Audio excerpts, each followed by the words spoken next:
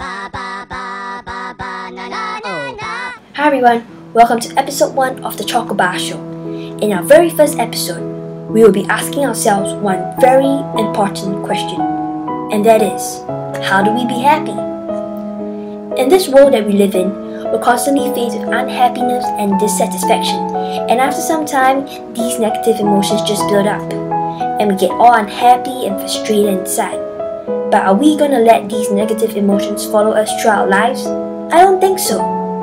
So I've got with me 3 simple ways of staying happy, and I'd like to share them with you tonight. The first step of being happy is to remember to chase your dreams. This may sound like a lofty aspiration, but trust me, it does work. Because when we don't have a dream or purpose in life, we get consumed and preoccupied with the many little things that happen around us. This results in the unhappy things seeming larger than usual and happy things seeming smaller than usual. But if we have a dream to chase after, I'm sure our life will be very much different. We will know which steps to take and which route to travel on to reach our goals. And the little things around us, be it happy or not so happy, won't matter to us as much. Because we have a direction, and with every little step we take, we are one step closer to our goal of a greater good. And this feeling of getting closer and closer to our goals is otherwise known as an exquisite form of happiness. Well, and then you may ask, what happens if the people around me doubt me and think I'm not capable of chasing my dreams? This brings me to tell you a story of one of our planet's most amazing and inspirational figures, Mr. Walt Disney. When Mr. Walt Disney first talked about creating digital animation, many people around him weren't supportive and doubted him for his thoughts and his ideas. I believe these people who weren't supportive of him were not bad at heart. It was just that they didn't see what Mr. Walt Disney had foreseen. And I think this story applies to many of us.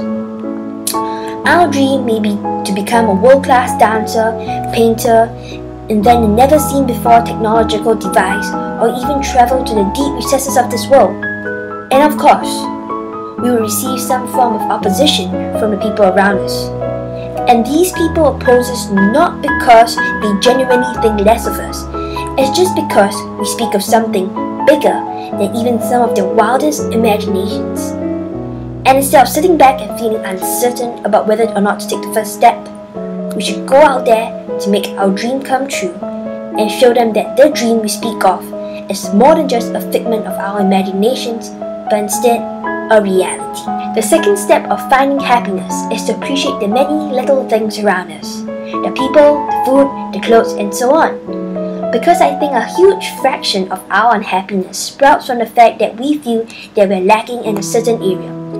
Be it in material possessions, like not enough clothes, not a nice house, or in abstract stuff like a lack of love, care, and concern. But with anything that we feel we're lacking in, we must know that there's someone out there that probably doesn't even have a single bit of that thing. Perhaps there's this particular dress that we can't buy because it ran out of stock, and we start ranting and bemoaning about how unhappy we are. But has it ever occurred to us that there's this other girl that on the other side of the world that probably hasn't even had an opportunity to wear a dress before? And when we realize that we aren't the most disadvantaged person on this planet, we start appreciating the stuff we have, and we experience happiness in the form of thankfulness. Lastly, the final step of being happy is to always know that you're loved. It's really nice to have someone or a group of people always caring for you and supporting you every single day. I came across this diagram that talks about the 5 love languages. Most people show their love through these 5 ways: words of affirmation, spending quality time, giving gifts, physical touch, and acts of service. But in this world of 7 billion people, I'm highly doubtful that all 7 billion people can actually fall into these 5 categories of love languages. And when some people don't show their love in these ways, we don't understand them as much, and it feels as if they love us less or don't love us at all. Here's a personal story that I'd like to share with you. I have a grandmother whom I love a lot, and I spend a lot of time with. Most of our time spent together is spent with me teaching her how to use the 21st century technology like the iPads and the iPhones. The other fraction of time is spent with me helping her with the housework. And spending time with your grandparents is always one of the best things on earth because you get to learn so much from them just with one simple conversation. There was always one thing that didn't quite sit well with me. My grandmother didn't really say thank you or I love you to me whenever I went over to help her. She would just But instead, she gave a lot of gifts to her other grandchildren. And to a certain extent, I actually felt a little sour and unloved about it.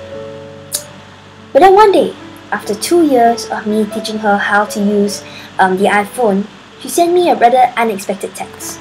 She wrote, "I just learned how to use the heart emoticon, and I just thought I'd like to tell you I love you." That was one of the sweetest and most heartwarming messages I've ever received. And I realized that I was actually loved a lot by my grandmother, just that she was waiting for the perfect way to tell me about her love. And so ironically, I actually helped her show her affection for me by teaching her how to use the iPhone. So the next time we find ourselves feeling all down and out and feeling that no one loves us, perhaps we can know in our hearts that probably those people just haven't found the perfect way in doing so. And I believe if we continue to work on these relationships, we would definitely be able to find someone that truly cares for us, or discover someone who has always been by our side, whose love was just waiting for us to be unraveled. And there you have it, the 3 simple steps of staying happy. If you're already feeling happy today, I hope this video made you feel even happier.